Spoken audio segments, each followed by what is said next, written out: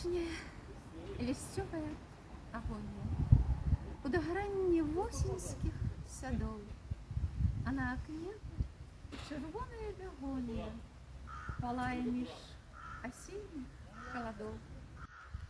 Маленькі куст з пяшчотнымі пялёсткамі прыходзіць раптам пах няўловны твой сонечным ранкам, каласамі роснымі, абмытымі праменнямі травой.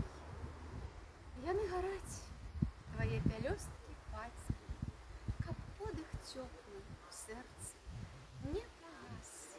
Так дарагі і мілы вобраз мацері душу дзіцяці абуджае у нас. Святлана Басунова, амаль забытая паэтка, вельмі мала вядомая паэтка. Шкада, таму што вершы яе такія светлыя, такія прыгожыя, такія сапраўдныя. Многа ў нас такіх паэтаў.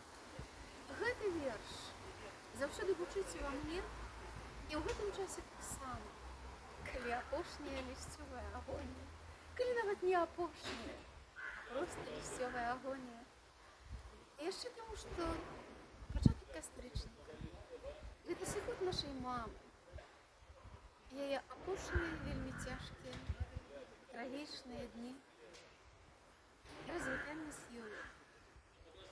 І яшчэ таму, што чырвоная бягонія – гэта кветка, якая заўсёды са мной і якая заўсёды была з маёю мамай.